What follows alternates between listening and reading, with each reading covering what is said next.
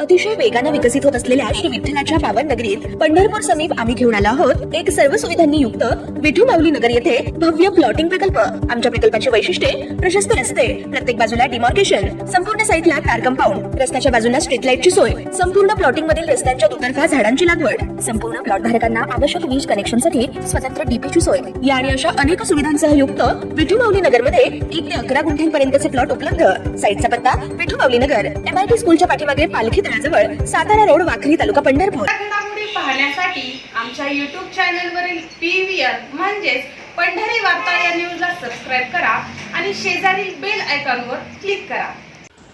पंढरपूर कृषी उत्पन्न बाजार समितीचे माजी सभापती, पंढरपूर पंचायत समितीचे सभापती वसंत नाना देशमुख यांच्या 61 निमित्त राज्याचे माजी उपमुख्यमंत्री विजयसिंह मोहिते पाटील यांच्या शुभ हस्ते कासेगाव, तालुका पंढरपूर येथे भव्य सत्कार सोहळ्याचे आयोजन करण्यात आले।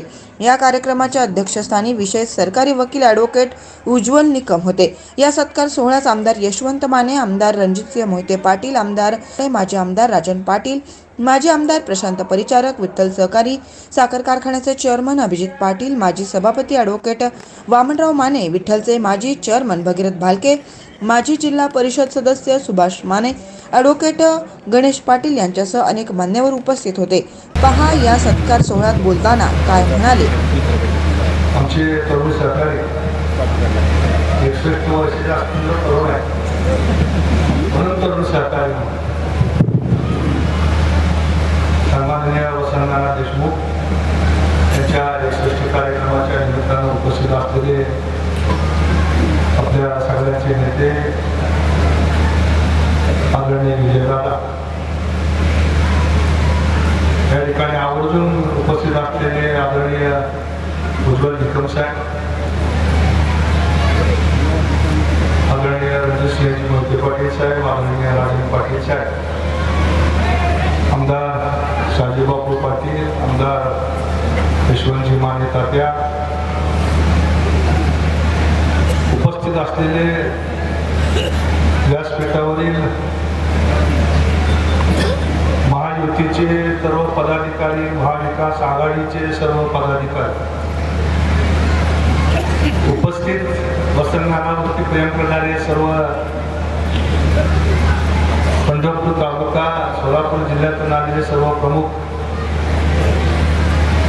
विविध संस्थांचे पदाधिकारी, नानांचे कुटुंबीय, कासेगावातील सर्व प्रमुख कार्यकर्ते, पत्रकार बंधूंनो आणि भगिनी, म्हणजे नानांनी 61 साजरी केल्यामुळं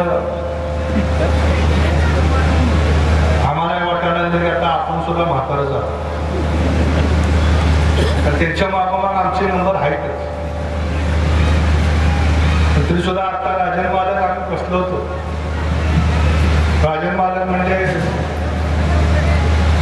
आम्ही वयस्कर वाटते म्हणजे नाना तुम्ही काय वयस्कर वाटत नाही। मी म्हणलं नाना वयस्कर न वाटण्याचं कारण म्हणजे नाना कधी नेहमी वयाने ज्येष्ठ असलेल्या लोकात बसत नाहीत, ते कनिष्ठ असलेल्या लोकात बसतात, 40-45 इथल्या लोकात बसतात। आणि त्यामुळे जगात नवीन काय चाललंय ते नानाच्या कानावर पडतं। त्यामुळे नाना सदैव तरुण असतात। 61 वर्षे झाले, मला 1980 सालापासूनचा चित्रपट सगळ्या डोळ्यासमोर आला। पंढरपूर कॉलेज, तिथल्या निवडणुका, आमच्या सगळ्याचे नेते आदरणीय शाजीबापू, मग बघता बघता जवळजवळ 40-45 वर्ष या शहराच्या, तालुक्याच्या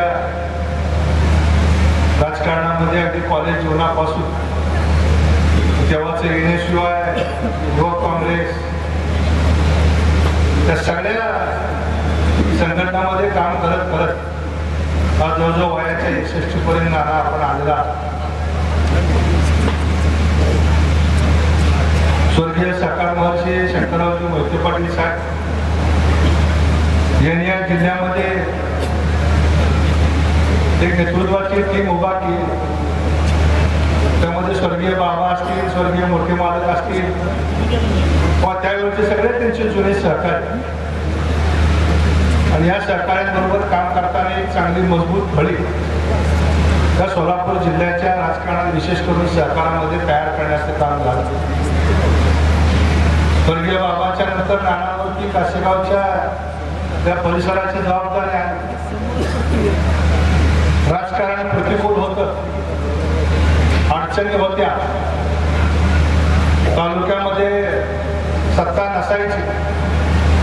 अशा कालखंडामध्ये विजयदादा असतील, मोठे मालक असतील, यांच्या बरोबर नानांनी या ठिकाणी काम केलं. आजकाल आपण बघतो की राजकारणामध्ये लगेच पांढरे कपडे घातले, एखादं पद मिळलं की लोकांना स्वप्न पडतात, मी आमदार झालो पाहिजे, खासदार झालो पाहिजे, मंत्री झालो पाहिजे, लगेचच स्वप्न पडतात. नागांनी काम करताना गावची ग्रामपंचायत नसायची, जिल्हा परिषद पंचायत समितीमध्ये नसायची, पण लोकांना बरोबर घेत जी जुनी माणसं होती ती जुनी माणसं टिकवायची, नवीन लोकांना जोडत जायचं, अशा पद्धतीनं त्यांनी काम केलं. कोण हार घालेल का, कोण फुलं उजळतील का, कोण कौतुक करतील का, याची कधी अपेक्षा केली नाही. तर आज राजकारणामध्ये आम्ही बऱ्याच वेळा कार्यक्रमाला बघतो, एखाद्या नेता यायचं म्हणलं की इव्हेंट मॅनेजमेंटची माणसं थोडं तयार असतात. मग लेझिम असते, ढोलीबाजा असतो, फोटोग्राफर असतात, फुलं उजळणारे असतात. 25, 30, 40 वर्षापूर्वी कुठलीही परिस्थिती नसताना त्या प्रतिकूल परिस्थितीमध्ये या तालुक्यामध्ये सहकारामध्ये मोठ्या मालकांबरोबर काम करणारी जी मंडळी होती, त्या जुन्या मंडळींच्या बरोबर आज इथं भाऊ आहेत, राजू पाटील, आमची सगळी मोठ्या मालकांची, जयसिंग नाग आहेत, आप्पासाहेब आहेत, ही सगळी त्यांच्या जुन्या पिढ्या, पण बाजी बापू, बाबूराव जाधव, श्रीधर भाऊ, ही सगळी जुनी मंडळी. त्या मंडळीबरोबर सगळी आम्ही नवीन मंडळी असताना त्या ठिकाणी काम करण्याची संधी आम्हा सगळ्यांना मोठ्या मालकांनी दिली. त्यामुळे कुठल्याही अपेक्षा न करता जे कर्म आपल्या वाट्याला आले ते कर्म करावं. हा जो गीतेतला सिद्धांत आहे, त्या गीतेतल्या सिद्धांताला जाणून राजकारणामध्ये त्या ठिकाणी काम करण्याची भूमिका नानांनी, आणि ते करत असताना मग जिल्हा परिषद असेल, पंचायत समितीमध्ये काम करण्याची संधी असेल, उपसभापती म्हणून, सभापती म्हणून, पांढरण कारखान्याचं व्हाईस चेअरमन म्हणून, मार्केट कमिटीचं सभापती म्हणून, ज्या ज्या ठिकाणी त्यांना काम करण्याची संधी मोठ्या मालकांच्या नेतृत्वाखाली मिळाली, त्या त्या ठिकाणी काम करत असताना सर्वसामान्य माणसाच्या हिताची भूमिका घेण्याचं काम वसंतनानांनी केलं. आणि हीच भावना आजकाल राजकारणामध्ये आपल्याला दुर्मिळपणे बघायला मिळते. त्यामुळे भविष्य काळामध्ये